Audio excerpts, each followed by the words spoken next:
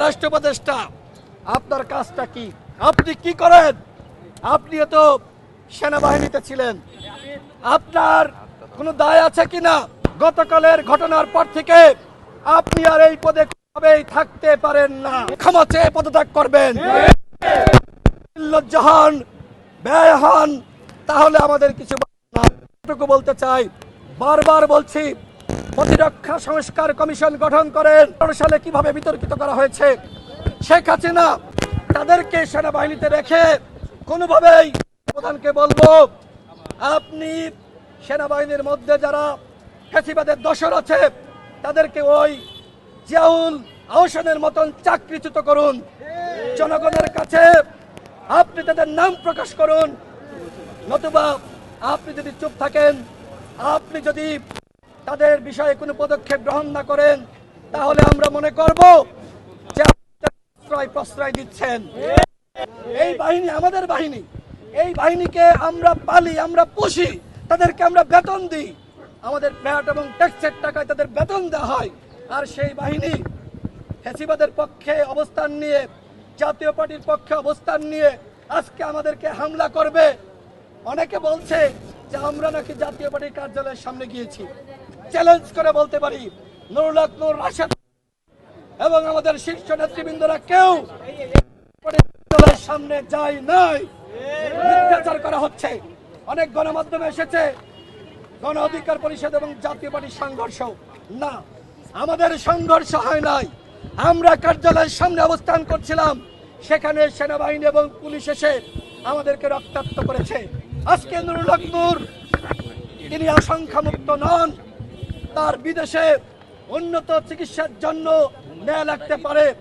যারা আমাদের নেতাকর্মীদেরকে রক্তাক্ত করেছে তাদের বিরুদ্ধে উপযুক্ত ব্যবস্থা গ্রহণ করতে হবে। এবং একই সাথে আমাদের কার্যালয়ের মধ্যে ঢুকে আপনারা দেখেছেন নেতাকর্মীদেরকে একে একে ধরছে আর তাদেরকে রক্তাক্ত করছে। এই সেনাবাহিনী হতে গতকাল সেনাবাহিনীর যে দুর্বৃত্ত গণ অধিকার পরিষদের কার্যালয়ের সামনে আমাদের সাংবাদিক সম্মেলনে হামলা চালিয়েছে। কার্যালয়ের ভিতরে ঢুকে যারা হামলা চালিয়েছে এদেরকে অবশ্যই শাস্তির আওতায় আনতে হবে। স্বরাষ্ট্র উপদেষ্টা, আপনার কাজটা কি? আপনি কি করেন? আপনি তো সেনাবাহিনীতে ছিলেন, আপনার কোনো দায় আছে কিনা? আপনার কোনো নির্দেশনা আছে কিনা সেটি আমরা জানতে চাই। যদি এই ঘটনায় আপনার কোনো দায় না থাকে তাহলে আপনাকে বক্তব্য দিয়ে অবস্থান স্পষ্ট করতে হবে। যে রক্তাক্ত করা হয়েছে এই ঘটনার সাথে আপনিও জড়িত। আমরা মনে করি তার দায় থাকুক আর না থাকুক, আপনি বাংলাদেশের আইন শৃঙ্খলা পরিস্থিতি কোনোভাবে নিয়ন্ত্রণ করতে পারেন। গতকালের ঘটনার পর থেকে আপনি আর এই পদে কোনোভাবেই থাকতে পারেন না। সুতরাং আমরা স্বরাষ্ট্র উপদেষ্টার পদত্যাগ দাবি করছি।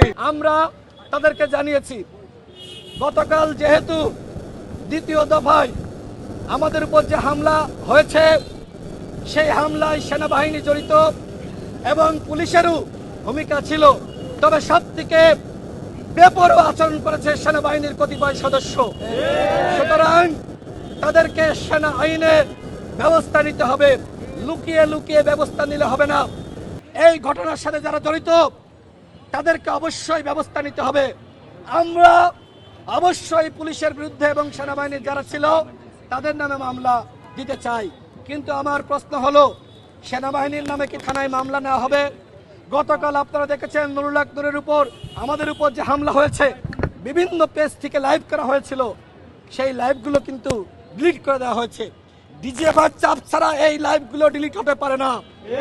আওয়ামী লীগের সময় ডিজিএফআই যেভাবে আয়না ঘর বানিয়েছে, ডিজিএফআই যেভাবে গুম করেছে, যেভাবে নিশিরাতের নির্বাচন করেছে, ডিজিএফআই সদস্যরা যদি মনে করে এখন ডক্টর মোহাম্মদ ইউনূসের আমলে এই গণ অভ্যুত্থানের পরও তারা একই স্টাইলে কাজ করবে, আমরা সেটি মানব না। সর্বশেষ আমার কাছে স্পষ্ট তথ্য,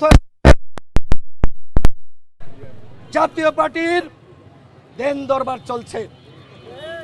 জাতীয় পার্টিকে ডিজিএফআই আগামীতে বিরোধী দল বানাতে চায়। এই জন্য এই ডিজিএফআই গতকাল সেনাবাহিনীর মাধ্যমে জিএম কাদেরকে প্রোটেকশন দিয়েছে। জিএম কাদেরকে বলতে চাই, পিঠের চামড়া থাকবে না। তুমি যদি ডিজিএফআই ইন্ধনে আবারও রাজপথে নামো, তুমি যদি নির্বাচন করার চেষ্টা করো, জনগণ কিন্তু দাঁত ভাঙা জবাব দিবে। ডিজিএফআই বলেন, এনএসআই বলেন, ডিএসবি বলেন, গোয়েন্দা সংস্থা, আপনাদের খেলার দিন শেষ, এখন জনগণ খেলবে। আগামীতে আবার সুষ্ঠু নিরপেক্ষ নির্বাচন হবে। নির্বাচন নিয়ে তাল বাহানা চলবে না।